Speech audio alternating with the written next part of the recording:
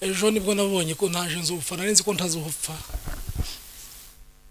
iyo umuntu ariho azagira ngo ntazapfa. Byarashobokaga yuko atabaruka turi ku kibuga, ariko Imana ishimwe yuko yatanze ako gahe gatoya kugira ngo asezere ku muryango we. Bazi bw'ibanze Rwema yahise aza yirukanka asanga coach amufashe, ahita afata ururimi kuko ururimi rwari rurimo rugenda, ahita afata ururimi ararukurura, yasamura umunwa wa Patrick, afata ururimi igice gitoya amurumaho kubera ko yararimo arwana nuko ururimi rugenda.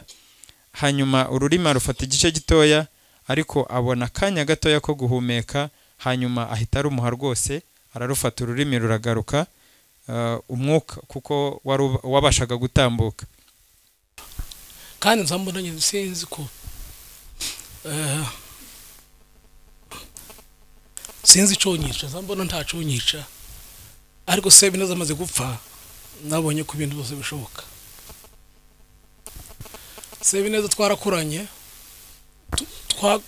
nagiye kumenya ubwenge turi Gikondo. Sebineza ntabwo yari kugenda tutongeye kubonana amaso ku maso, ntabwo byari gushoboka.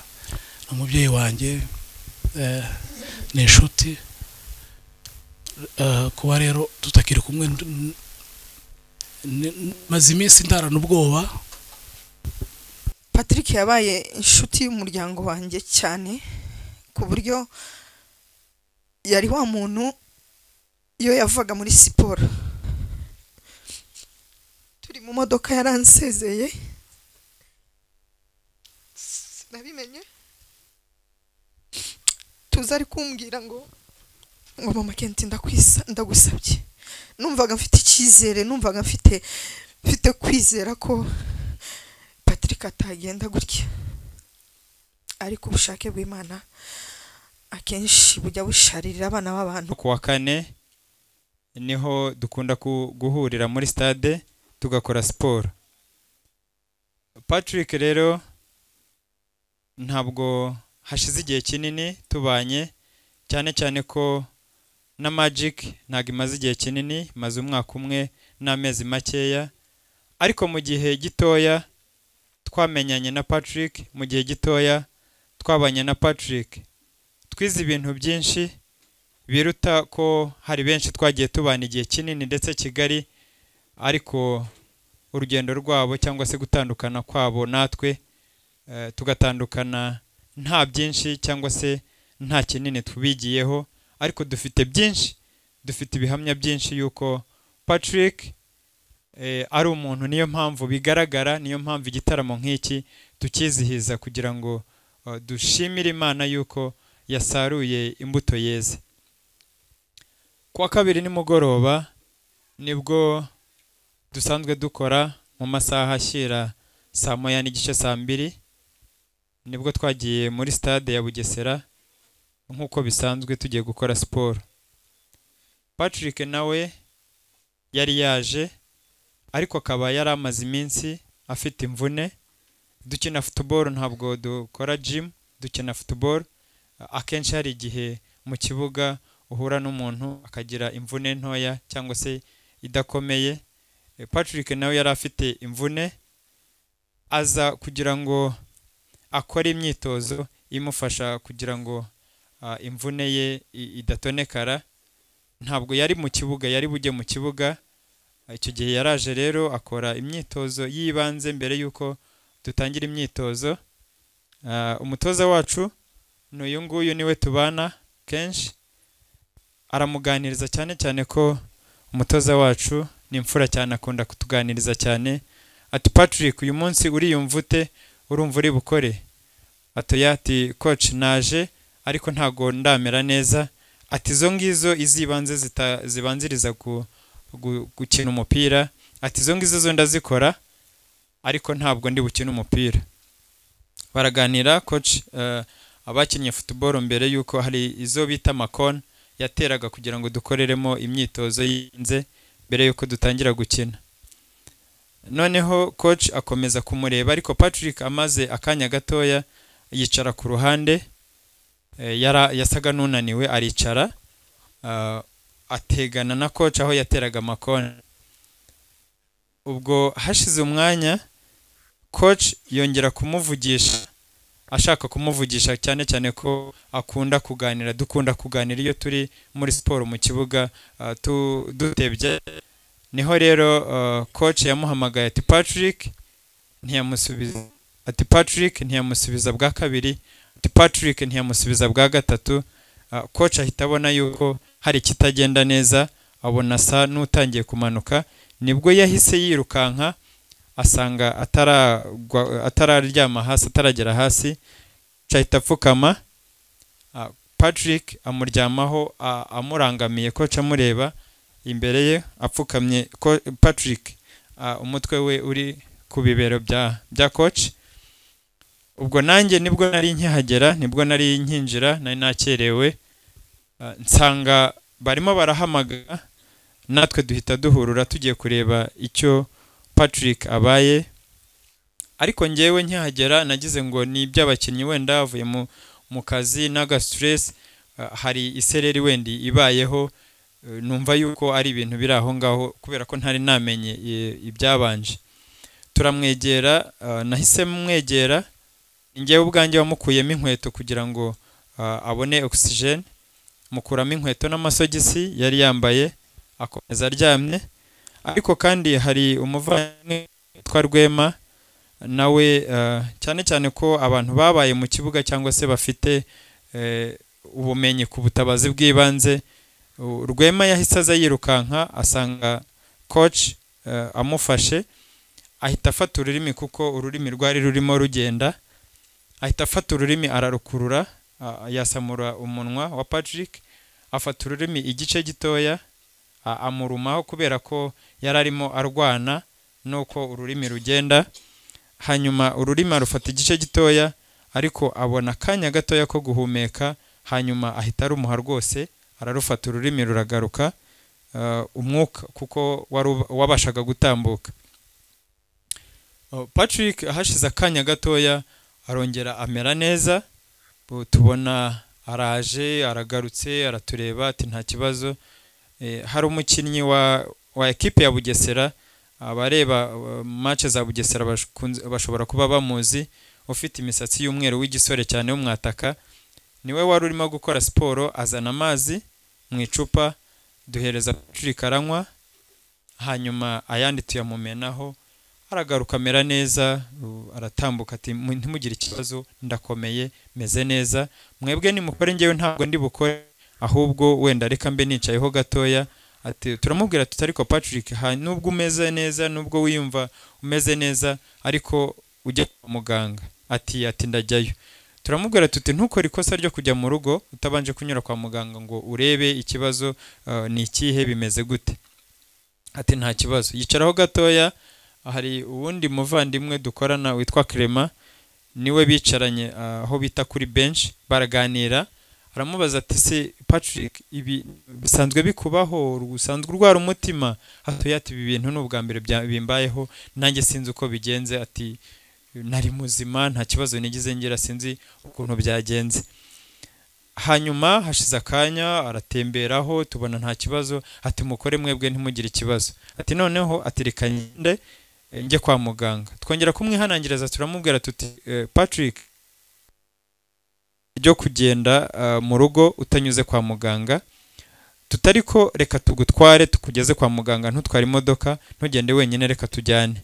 Atuye ntimugire ikibazo, uko naje ndakomeye, meze neza, ntimugire ikibazo na gitoya, ntimugire impungenge. Ati ndagenda, mwebwe nimukore, nanjye reka njye kwa muganga. Ubwo Patrick yahise yatsa imodoka ajya kwa muganga, ajya kuri Ikira B David, ahamagara umudamu. Twebwe natwe twumvaga yuko ari ibintu byoroheje, aragenda ajya kwa muganga, dukora siporo nk'uko bisanzwe.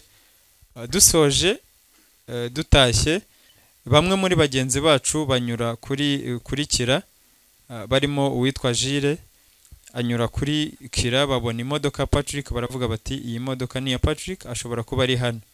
Bahita bahagarara. Ntabwo nari ndi mu bajyanye nabo kwa muganga, ariko barahagarara, binjiramo, basanga Patrick afite, bamushyizemo serum, ari kumwe n'umudamu we yicaye ku gitanda. baraganira ati ntabwo byari byoroshye atariko ati umuntu yaragiye ati burya gupfa ko umuntu biroroshye baraganira bati se uriyumva ute ati ndakomeye nta kibazo rwose ati ndumva ameze neza bati none se usanzwe urwara umutima nubwa mbere byakubaho ati nubwa mbere byambaho ati nta kibazo cy'umutima ngira nta pressure ndwara ati nta kibazo ngira ati meze neza nta kibazo ndumva birimo biza mu makuru dufite nibwo hashize umwanya utari munini kwa muganga baramusezerera arataha n'umudamu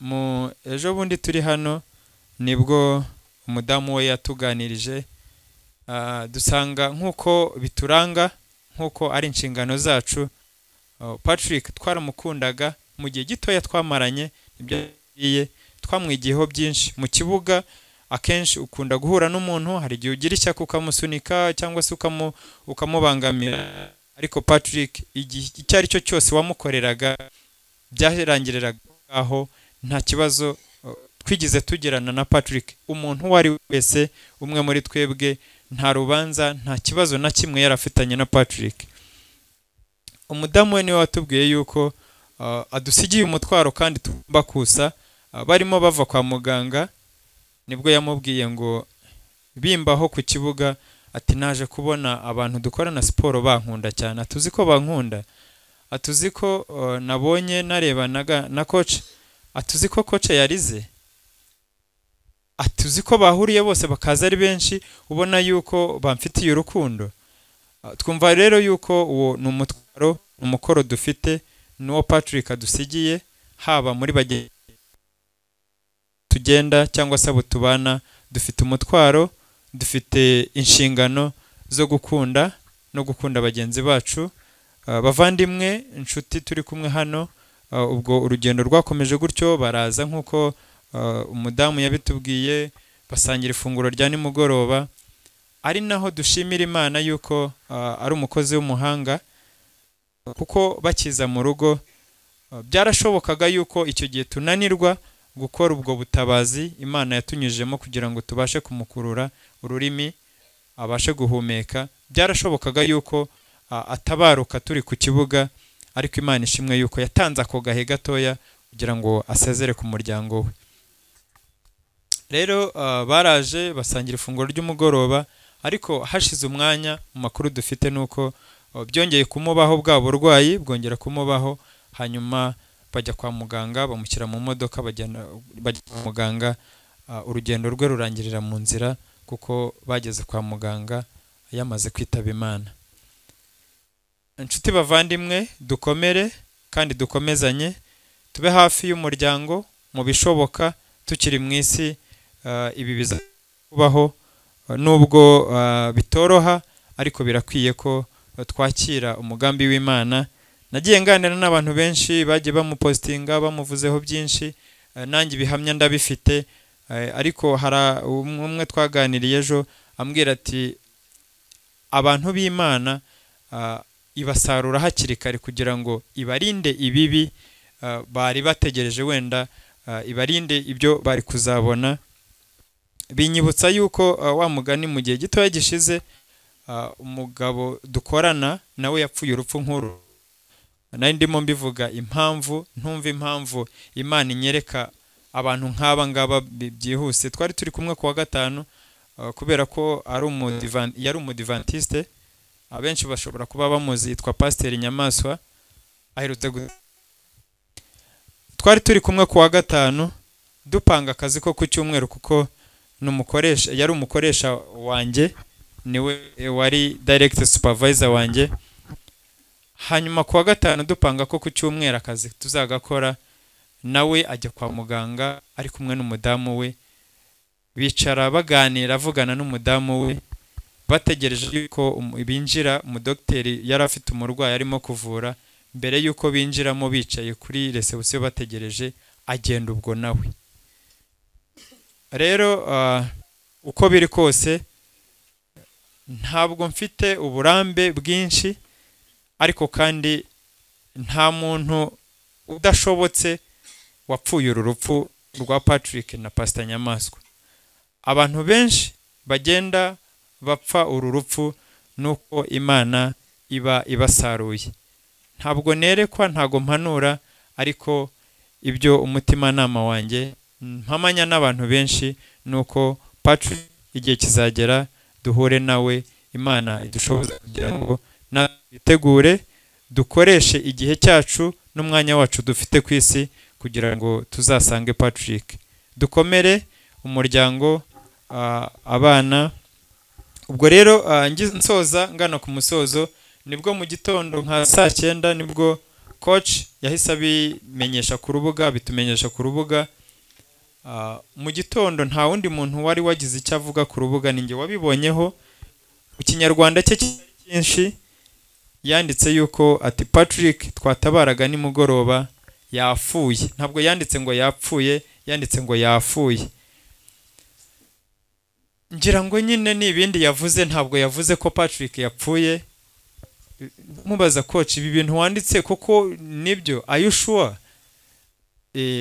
Ntabwo yanditse yapfuye, yanditse yafuye. Mu Kinyarwanda kitari icye. Tubanza kubibona, abenshi turabibona, tumubaza byinshi, ariko kubyakira kugeza na n'uyu munsi biracyagoye, ariko twaje kubyumva neza noneho yuko arimo kutubwira inkuru y'imvaho yuko Patrick yatabarutse.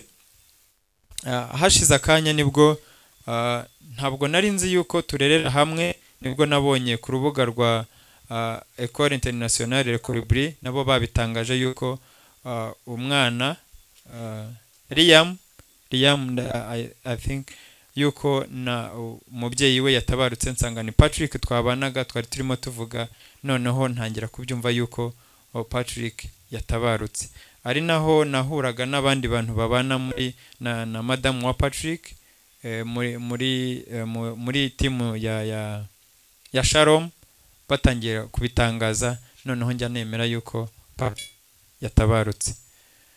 Reka no gufata umwanya munini, ibyo kuvuga ni byinshi, cyane cyane ko ntago ari ibyo mu kiriyo, ntago ari ibyo kuvuga turi hano gusa, ahubwo dufite ibihamya, dufite impamvu duhagarara dushize amanga yuko Patrick yakoze imirimo ye myiza, none natwe dukore kugira ngo tuzabane nawe.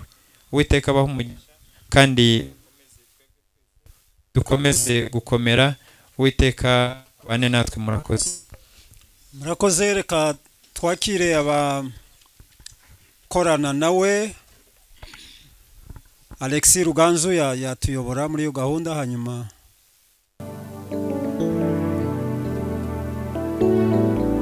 hari byinshi uhura nabyo kababaza umutima wawe, naho watakambira Imana.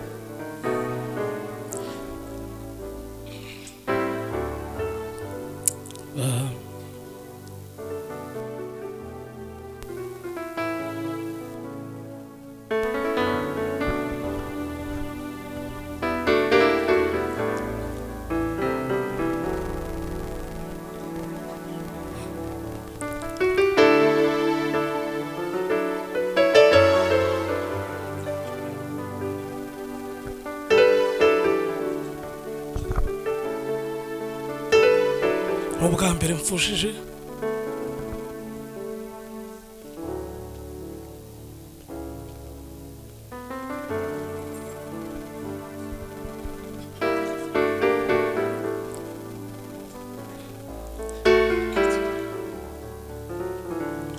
Sebineza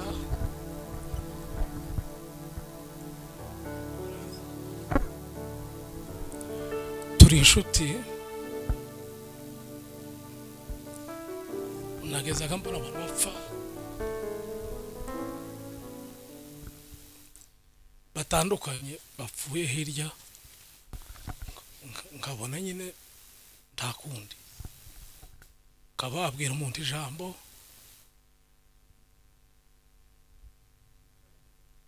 ariko ndarapfusha umuntu wanjye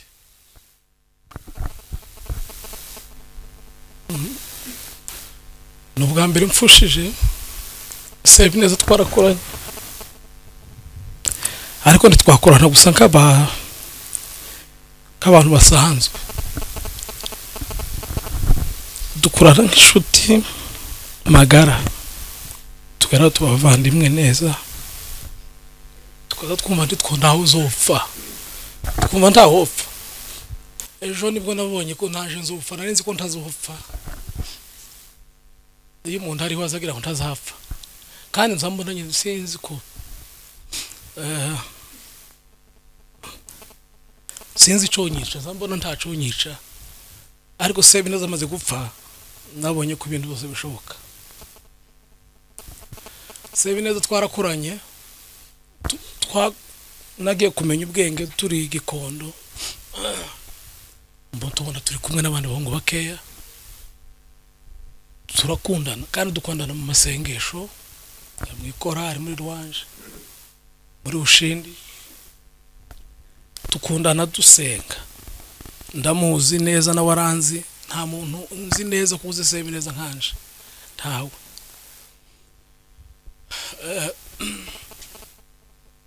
nihuse umunsi aje gushaka Gisele umunsi akunda Gisele yarambwiye twabaga muri drama wumva ko ari kera twabyinaga drama arambwira ngo nakunze Gisele Gisele ico gihe yari umuntu utapfa kwegego kugira ngo upfe kumutereta wakunze Gisele uzomuturuka he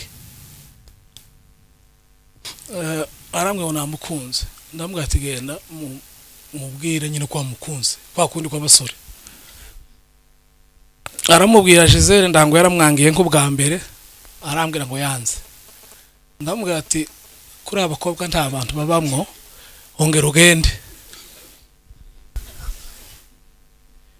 aragenda kandi yarongera aramwanga navuga ati namubwiye ijambo ati Gisele azogukunda kuruta umukunda ongera kandi ugende nje kureba bamuteje Gisele cyane tuba muri drama aragenda Gisele agira aremera nko kunshonga ndango nkiya 10 sinzi umunsi yemeye Gisele ambwira ati ure ndakwemereye ariko ntuzagira undi muntu ubwira ko dukundana tubihisha kugeza igihe tuzakora ubukwe Sebineza arambwira ngo yemeye ariko nuguhisha nta kuvuga kugeza igihe babanye urumva Sebineza twari inshuti cyane nje n'undi muhungu witwa Mbarusha n'abandi bake turabimenya ko bakundana ariko turabihisha nkaho tutabizi azi ngo none ndi twari tubiza ariko twari tuza amakuru yabo yose ku murongo kubera ko twari inshuti arigize inshuti n'umuntu inshuti itazi kubwira amabanga yiwe nta nshuti ufite inshuti nizibwirana amabanga kugeza igihe benda gukora ubukwe Sebineza ari umugabo uzuharanira ikintu kakigeraho arabongiye gukora ubukwe ico gihe kirangiza secondaire. Pasteur Papa Shaka yamushakiye hano za akirangiza jara mu bya majegwa kwitoza gukora biriya bintu, agenda arakora, agenda azamuka, agira umwete cyane. Hari abandi yashakiye bari ko bambwira ukwezi bananiwe kera bayivuyemo n'ubu barananiwe, ariko Sebineza arazamuka agera company zabo, murabizi. Ajya gukora ubukwe ambwira ijambo, arambwira ngo ngiye gukora ubukwe kandi nzakora ubukwe umwaka utaha. Afata amafaranga ajya korera, arabongiye gukora compte block kugeza ubukwe bubaye. Uku kera amafaranga yabaga ari makeya ku buryo compte block yo kubangamira mu gihe huye n'ibibazo, ariko wafunga umutima akora iyo compte block, akora ubukwe bwiza mu 2015 niba ntibeshe. Sebineza yaraniraga ikintu akakigeraho, adutinyura gushaka. Niyo muntu adutinyuye gushaka, twari tuzwo gushaka bene ibingi wopfa gushaka gusa, twarabitinyaga. Ariko Sebineza agira ibintu bya commitment, ahita ashaka. Ashatse tuba tugize urugamba muri ruwanje ngo se mwebwe niki turatangiye, baratubwiye natwe twaba dushaka kubera ukuntu wacu nawe yadutinyuye gushaka. Yesu ashimwe. Turashaka dukomeza gukundana no kubana mu buzima bwa buri munsi. Ya gushaka niwe mbereye pare, bera pare, anyubakira urugo, Imana mu mugisha. Ndatinze kugira ngo izindi sakaundi zikomeze. Sebineza ari umuntu uza wita, uzureba akareba acecetse, ariko akagira ikintu akora utabikekaga. Buri wese afite uko muze ko ngiye kubera ko twabanye cyane, twarahuraga inshuro nyinshi kugeza n'ejo bundi. Nkimara gushaka hari igihe nagize agakirize ntafite akazi, nkabona Sebineza arampamagaye akambwira ngo bite madame meze gute, mwana meze gute, meze neza. Akambwira ngo ke sawa, nkohereje amafaranga ugenda uri ukuntu wita ku muryango. Ntayamusabye,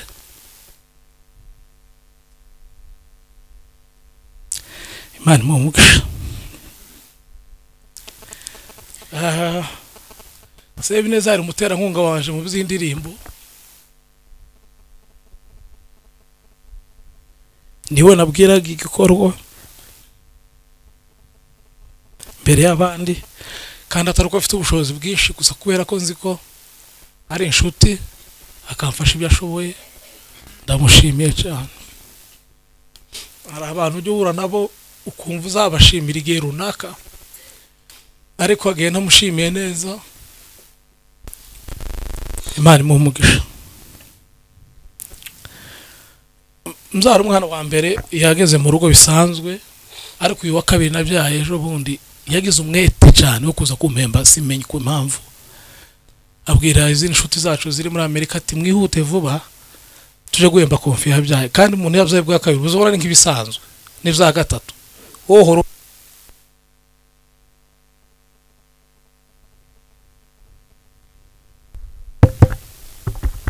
ariko umwana wa kabiri nabyaye yagize umwete cyane.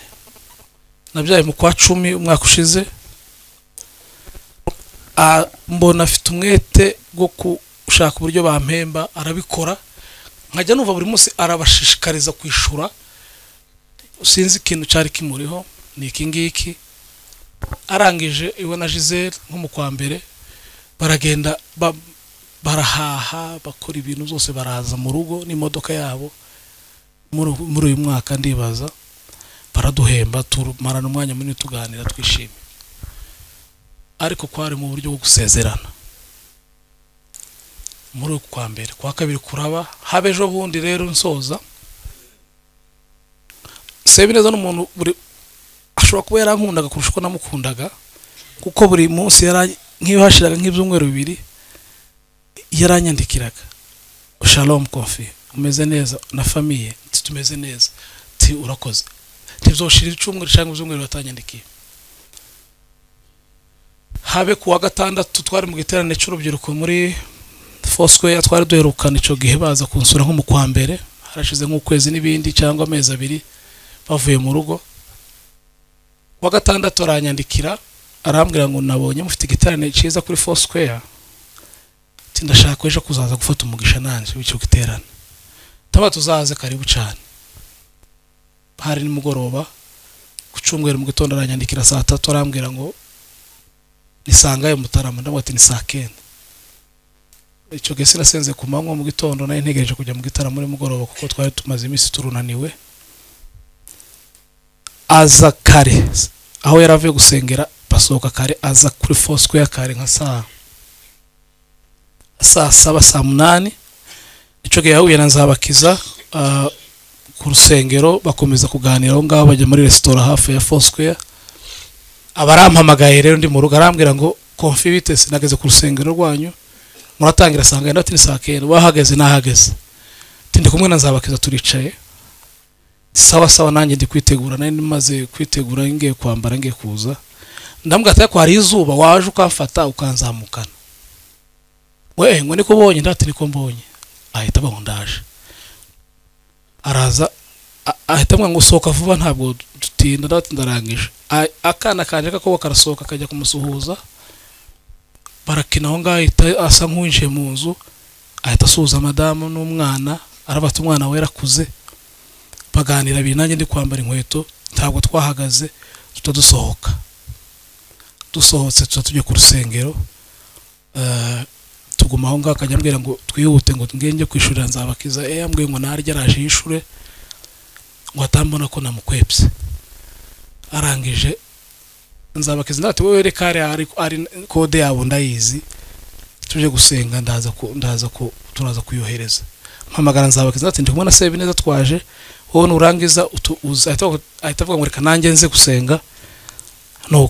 Nuko twagiye mu rusengero, ariko mbere yaho gatoya hariho abandi bahungu twari kumwe twahuye, ahita avuga ngo reka twifotozana nabo ngabo twari kumwe.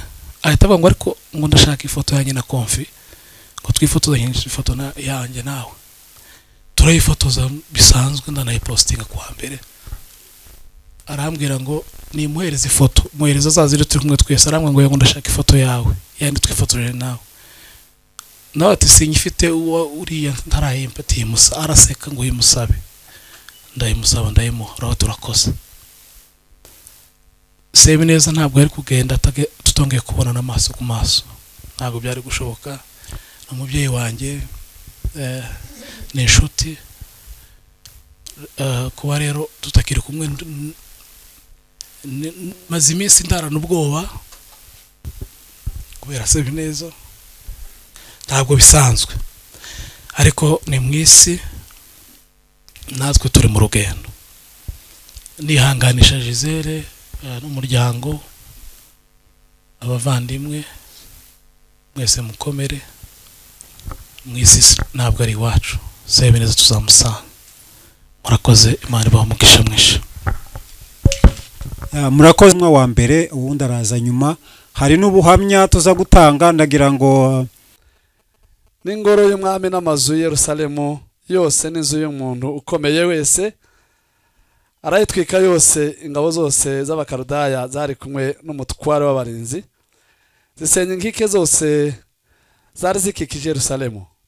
Maze Nebuzaradani umutware w'abarinzi ajyana Abinazi Jean Dodier, Pasteur Jean, aramuzana arakira umwana mutoya, urumva 2011 yari afite imyaka 21, ari umwana w'umusore muto. Agera muri ofisi yanjye afashe Patrick ukuboko. Ujya ababyeyi bajya bifuriza abana babi byiza.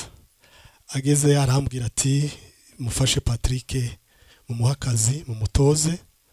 Dutoza Patrick, tubana neza hafi imyaka 3. 2014 nibwo yagiye muri Africa Direct, I think so. Muri Africa Direct arakora, kuko mu byukuri abana bose bagiye banyura muri ofisi yanjye cyangwa se muri company yacu, najyaga mbabwira ngo intego no kwikorera wenyine ukagira company yawe. Patrick yabaye wa mbere guhita ambwira ati ndagiye hari ahandi mbonye hisumbuyeho ajya mu banyakenya barakorana igihe gito nabwo bafunguye kampani yabo baratangira barakora ariko Patrick mu by'ukuri yari umuntu w'intangarugero ukomeye cyane ukora vuba ukora akazi ke neza icyo ni kijyanye n'akazi ka Patrick tugikorana na Patrick hari umunsi umwe twabatumiye hamwe muri Fosco yaho nsengera Patrick hari indirimbo bararirimba Patrick azamura amaboko yombi imishori y'amarira amanuka ku mpande zombi amarira akajya atonyanga iyo shusho hari mu ijoro ry'ubusabane rimwe ishobora kunyibagira ukeye mu gitondo duhura na Patrick namubwira ngo wanejeje umutima wanjye nijoro Patrick arambwira ngo yajyaga nyita manager nari mu yindi si mba nakuriye byinshi kuva ico gihe hari nimureba kuri profile ye handitse iyo tugenda iriya zaburi idasomwe ni ukuri nari kubabara iriya pasiteri yasomye kuri profile ye niho yanditse zaburi 23 Uwiteka niwe mungeri wanjye sinzakena niyo yari slogan Patrick turaganira mu bijyanye n'iyobokamana sanga Patrick ng'umuntu mwiza ngo ajya atanga ibintu byiza akuye mu butunzi bwe bwiza Patrick yari umutunzi w'ibyiza hari message yanyandikiye nagize ibyago iminsi yashize mpisha inzu iyo message nayisomye ndongera ndayisoma yankuyeyo Patrick yankuyeyo ahantu narindi Patrick ankurayo Patrick yari intwari yari umuntu w'Imana ibintu byose murimo mubona bikorwa hano birimo biraburwa n'umwuka wera kubera Patrick nta kintu na kimwe kirimo gikorerwa hano kitari ku murongo kubera Patrick yari umukozi w'Imana Imana irugo dashira amen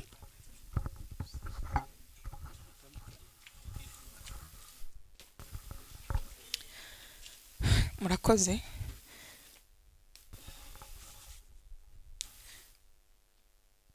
muranyihanganira kuko kuvuga Patrick mu minota mike batanze biragoye ariko turagerageza ndavuga Patrick mu bice bibiri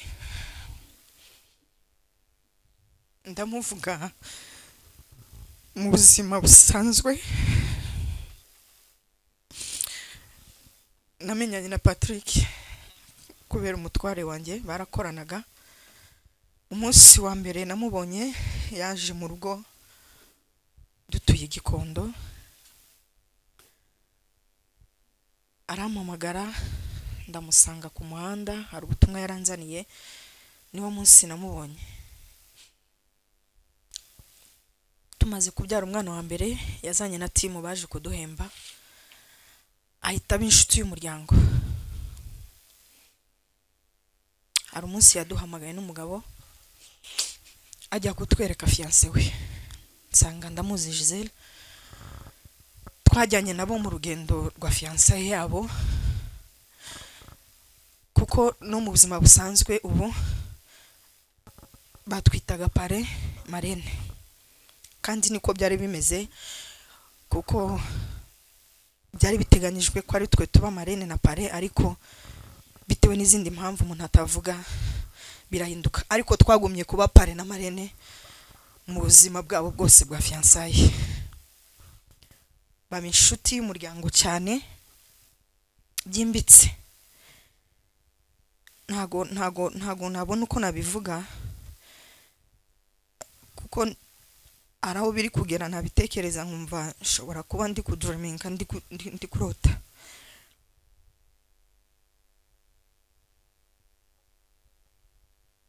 bakoze ubukwe nari mfite umwana w'amezi bakoze ubukwe mu kwa 7 narabyaye mu kwa 5 nafite umwana w'amezi 2 nge nari maze kwimukira hano Nyamata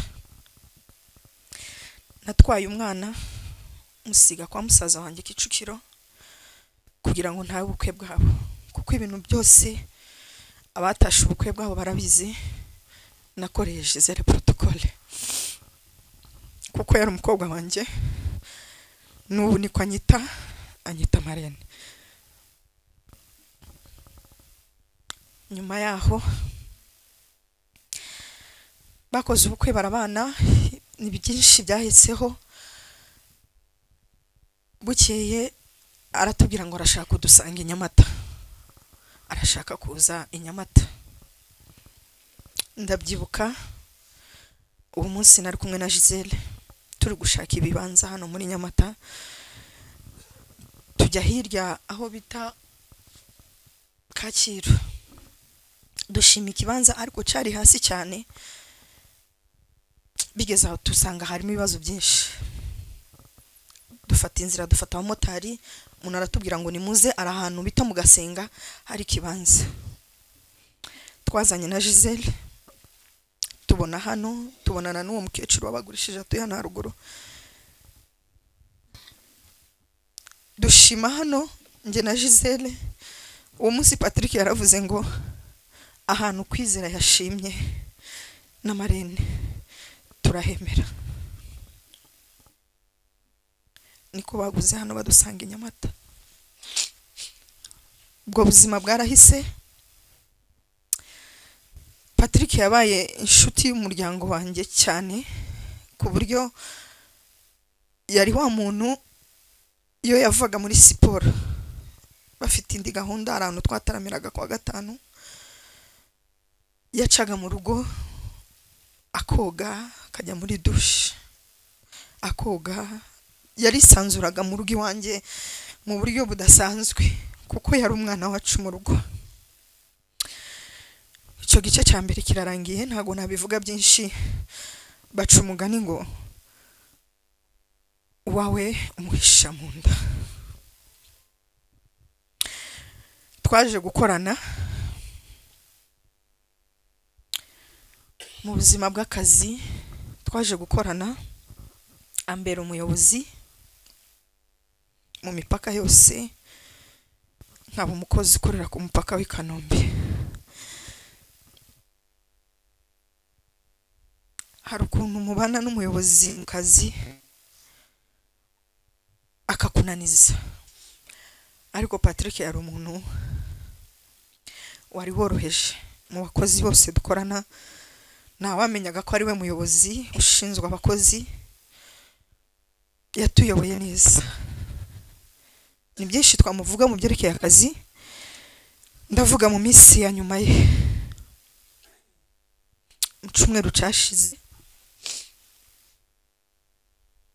yaradusezeye muri kampani ariko ntago twabimenye.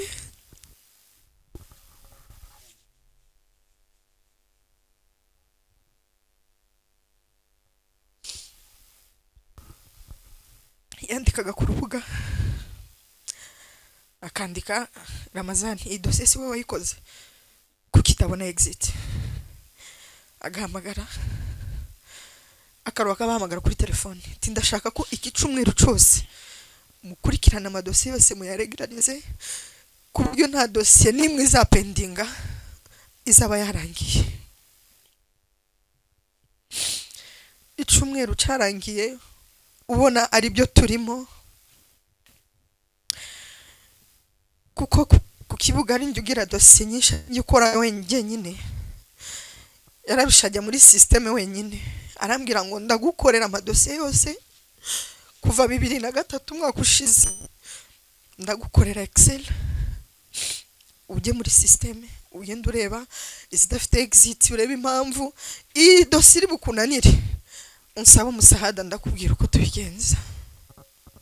Arabinyoreza kuri WhatsApp. Kwa gatandatu twarahuye, arambwira twahuriye muri supermarket. Ndumva ari bwo muheruka kuko akenshi iyo twacanaga kuri supermarket hariya kuri Green. Arambwira ari ukuntu yandebaga agahita ambwira ngo ngurasa neza. Ifoto ya nyuma twifotoranije nsubi nyuma gato, twari tuvuye mu cyumba twasengeraga mu Kicukiro. Arambwira ngo wambaye neza, ngo iyi kanzu wayiguriye ngo uzabwire Kwizera yigure. arambwira ngo reka twifotoze ngo njye kuyereka Kwizera. Niyo foto ya nyuma twifotoranije nawe.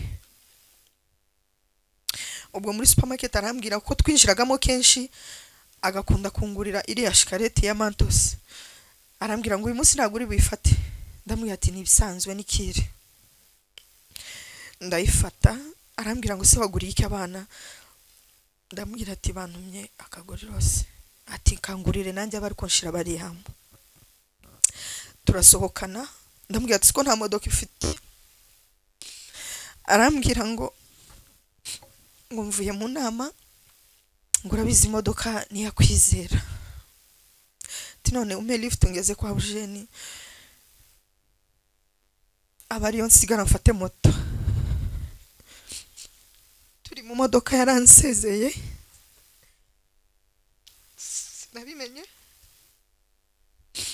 Tuzari kumbwira ngo mama Kenti ndagusabye. Ari amadose yose azarangire. Ndamubwira ati nukuri Patri ndabikora. Uku kuwa mbere amadose yose azaba yarangiye. Ndabikwijeje atarangiye ndakwijeje ko uku kwezi kwa gatatu kuzarangira aya madose yose yarangiye. Asohoka mu modoka arambwira ngo nsurize abana cyane. Ngo babwire ngo papa ni amara basuje. Aragenda.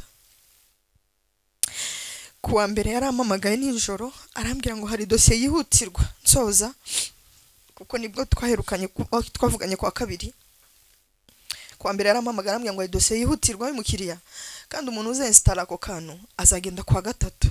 None wihangane kuko twari dufite umurwayi tunanamubwiye ati hari umurwayi tuzajyana kuwa mbere kwa muganga. Ngo uzihangane kwa kabiri uzajya kugakora kwa gatatu bazagatware. Ndamubwira ati nta kibazo patrol nyingingira akazi. Kabiri mu gitondo naramuhamagaye ndamubwira ati urakora? Arambwira ati ntago ndi bukore ndakorera mu rugo. Ndamubwira ati sawa ndagenda. Kwa kabiri niriwe ku kazi tuvugana kuri telefone nta minota nta saha yashiraga tutavuganye na Patrick. Kole yiwe ya nyuma yampamagaye moya kuko umukiriya yari yanatinze kwishura ararakara ubwe.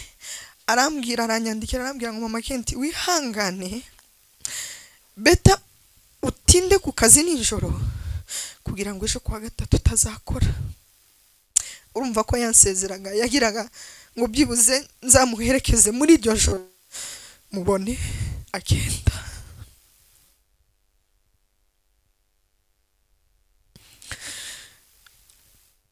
Yama moya arambwira ngo ngiye gukina kuko bisanzwe iyo yajyaga gukina ndi mu kazi yarampamagara akambwira ati nungenera uhamagara uyu muntu. Ngo yarampamagaye samo yarambwira ngo ngiye gukina handi kuri stade utaza kumbura kuko telefone nyishira ku ruhande uze guhamagara ampa nimero y'umukiriya.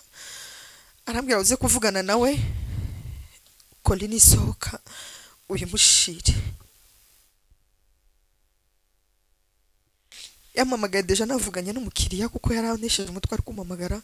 Ndamubwira ati Patri nta kibazo gende gukina navuganye nawe kandi umuzigo nawe usohoye yambwiye ko bazawufateje mu gitondo ubu ngiye gutaha. Arambwira ati fine. N'uwo munsi naherukanye na Patrick kuri telefone ndataha turaryama. Bigere nka saa 7 Patrick najya ampamagara nijoro. Uko byama bimeze kose ahubwo yasigaga message yani ari message ari kintu ashaka kumbwira by'akazi nyuma ya saa 4 yandikaga kuri WhatsApp. Ndebye kuri telefone mbona ari umuhamagaye ari mamagaye. Ndikanga ndavuga ati ni ndumamagaye. Patrick najya ampamagarira ijoro. Nitabye nsanga ari Kwizera. Ijuri tuje yambwiye ngo Marene uraryamye papa Liam atameze neza. Nahise mbyuka mbyutse umugabo turagenda ariko twageze kwa muganga dusanga deja Patrick ari muri eta itari nziza barimo kumureanima. Nagiye kumureba mbona uko ameze numvaga mfite icyizere numvaga mfite kwizera ko Patrick katagenda gutya, ariko ubushake bw'Imana akenshi bujya busharirira abana b'abantu, ariko Imana niko yabikunze iramujyana, ifite impamvu. Mu magambo make Patrick aragiye, ariko turamufite mu mitima yacu, tumubitsa ahantu kandi tuzahora tumwibuka. Imana imuhiruko ridashira. Murakoze. Murakoze cyane. Nari nabuze ijambo navuga kuri Patrick kandi ari menshi.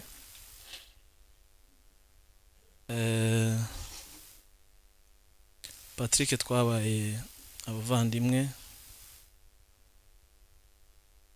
usibye gukorana mu kazi nk'uko madame yabivuze, no mu buzima busanzwe yari umuvandimwe. Yabivuze cyane, wenda byo mu rugo simbigarukaho, ndavuga gake mu kazi. Nimunyemerera mbere yuko tuva hano ndaza gusaba Pastor Gatungo, pasiteri wanjye, aze kuza kudusubira, kuko twatakaje inkingi ikomeye cyane mu kazi, atari iwacu gusa, muri industry yose, kubera ko mu by'ukuri Patrick yari bibliothèque. Niyo wamuhamagara saa sita z'ijoro ukamubaza ikintu kijyanye n'akazi katari nake, yagusubizaga. Ibintu biri tekinike simpamya ko harimo umuntu wamurusha muri industry tubamo. Ibintu bijyanye n'amategeko ya zidukorana nayo umunsi ku munsi yose ni Patrick wayagiraga. So twataje umuntu ukomeye, wenda sinabivuga ngo mubyumve kubera tutabana aho umunsi ku munsi, ariko twatakaje inkingi ikomeye. Njye nari umuyobozi mu mategeko, ariko company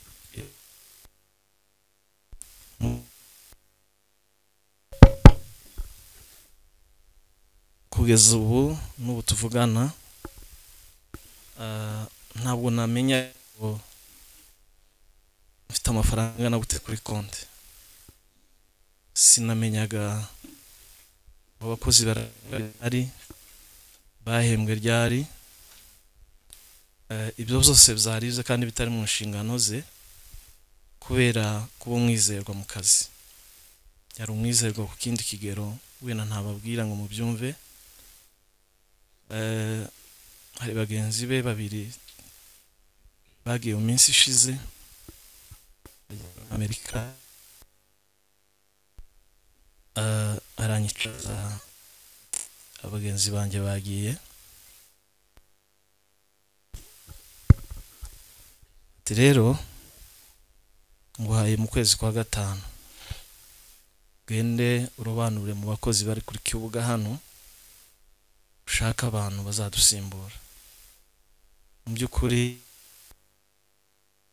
yaransezeye sinabimenya, kandi ansezera mu bwenge.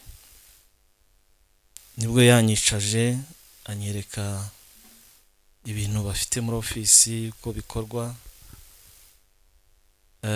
kuko numvaga mu by'ukuri ko bishoboka mu kwa gatanu yagenda. Hari umuntu twatangiye gukontakta ushobora kuza basimbura, n'ubu tuvugana niwe wicaye muri ofisi. Njye nari nzi ko ari kuntegura nk'umuntu ugiye kujya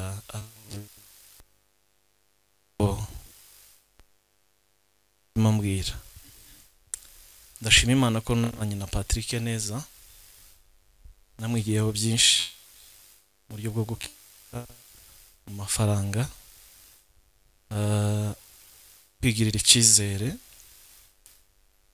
Akazi kose katunaniye tubona tudafite aho twanyura, Patrick niwe ashobora kuhanga wenyine. Nta muntu n'umwe yatinyaga, nta ofisi n'imwe yatinyaga kujyamo. Ndabyibuka atujoyininga, hari ministeri yaje kumusaba ngo ajye kubabera logistics. Arampamagara arambwira n'amafaranga bagiye kumuha, ngenda mubwira ntigenda abakiriya tuzagerageza kubamenyereza batumenyere ariko ari amafaranga ntuyiteje arambwira ngo ntiyafata decision inshuro ebyiri kugira ngo wenda kwizera arabizi bamwirutse igihe kinini ariko ntiyagenda rero ndashima Imana ko yamuzanye mu buzima bwanjye yamuzanye mu kigo dukoramo yamuzanye muri industry yacu yabaye w'ingirakamaro iminsi twabanye iminsi twakoranye sinabona uko muvuga ariko Imana izi byinshi cyane biri mu mutima wanjye ndabizi ko uzi cyane imibanire yanjye na Patrick ntago nakubwira ngo nzaguha ibyo ntaguhaye ibyo mfite ibyo wari ufite n'ibyanjye n'ibyawe ntabwo turi gukora iby'umuhango ngo tukubwira ngo turaguha inka kuko company turayisangiye kandi utwemerere intebe ya Patrick ntizabura yicaramo turifuza kuzabana nawe mu by'ukuri numva mu bijyanye n'akazi ari aho nabisoreza navuga ikindi cyankoze ku mutima Patrick yari umunyamasengesho manager we yabivuze na madame yabivuzeho twagiraga ahantu duhurira buri wa gatanu tukarara mu masengesho ariko yagize ububyutse butari gutuma arama isengesho rinini yagiraga mu mutima we yaravuga ngo arashaka kubona Imana none yarayibonye ndihanganisha cyane abantu twabanaga nawe ahantu bikunda wenda nabo bazavuga ubwo buhamya yari umukangurambaga mwiza yaduteguriraga amasengesho usibye kuwa gatanu iminsi myinshi ntabwo yabaga hano mu rugo nubwo abantu benshi baba bazi ko hari kandi mwanahura kubera kwicisha bugufi nta muntu wari uzi ko anasenga ariko yari umunyamasengesho wo ku rundi rwego adusigiye urwibutso rukomeye cyane mu mitima yacu rwo gukunda akazi rwo gukunda Imana abo dusengana muri Zayoni hari imisozi 7 batwigisha yari pasiteri ku musozi wa business